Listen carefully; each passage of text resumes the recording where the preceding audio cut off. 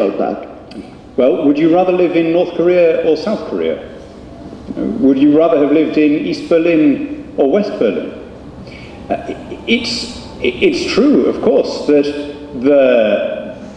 a consequence of freedom is that some people will get rich faster than others. So you have inequalities in a market-based, property-based society that you don't have in Cuba, where everyone is poor and miserable together. But think about what that means. If I buy some software from Microsoft, okay, I am enriching Bill Gates. I'm fractionally adding to his net worth. But he's enriching me, right? He is giving me the program that I previously didn't have. Otherwise, I wouldn't have bought it. Right? So the way in which Bill Gates has got rich is by, or the factory owner in your scenario, the way he is maximizing his profits is by providing a benefit to everyone else. Now, up until a couple of hundred years ago, that was almost impossible. The way you got rich was by taking things from other people, because there was not a law-based society where there was an independent magistracy and secure property rights. And in quite a lot of the world, that is still the case. You get rich by being in with the people who have coercive power on their side, rather than by innovating and by working. The Austrian economist Joseph Schumpeter made this point back in the 1940s. He said the princess could always afford silk stockings. The genius of the capitalist system is that it brought the silk stockings within reach of the shopgirl.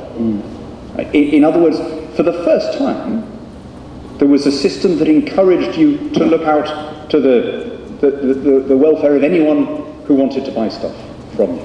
And that's why, although they've been demonized ever since Marx's time, we should be grateful to those factory owners.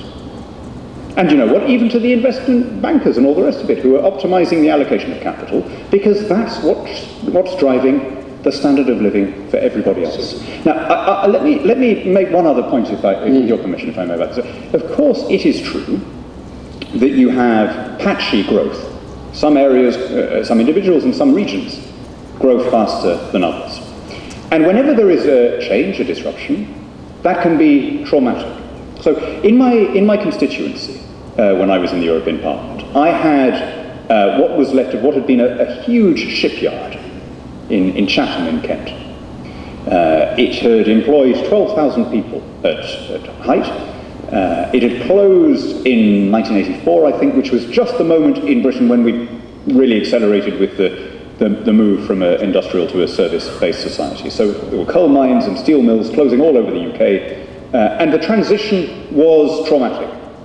And even when I was there, 20 years later, I would still meet people who were angry about it. Men who had worked in that shipyard and who would say, that evil Margaret Thatcher, she hated the working classes, she unleashed these horrors on us, Of course they were angry. I would have been angry. Who wouldn't be angry? You've got a decent job as a welder or whatever it is, and then maybe you're in your 40s, through no fault of yours, the whole structure of your life collapses. I'd be furious in that situation.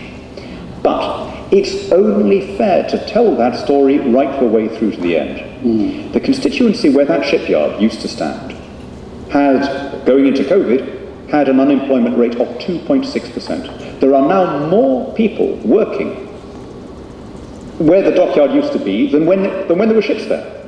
And what are they doing? Well, some of them there's a little bit of kind of tourism, industrial heritage tourism. There's a university there. But the biggest employer there is the audiovisual sector. It's where we make Sherlock. It's where we make Call the Midwife, right? Wow. So the grandsons of those men who were hitting metal for a living are now tapping at a screen. My maternal grandfather was a shipyard worker in the west of Scotland. He had a typically unhealthy west of Scotland lifestyle. He smoked very heavily. He died, I think, when he was 60, 61, so I never met him. I never knew him. So I never had the chance to ask him whether he would have wanted to have kept that shipyard open at whatever cost in subsidy if the alternative had been to make a transition. But I'm fairly confident that if he could see what my cousins and I are doing for a living instead, he would not hesitate. So yes, there is trauma, and yes, there are inequalities, but let's remember the context of this. In the end, we all end up, if we have a property-based system, we all end up better off than we were. Wonderful, thank you. I was told that we have a time constraint.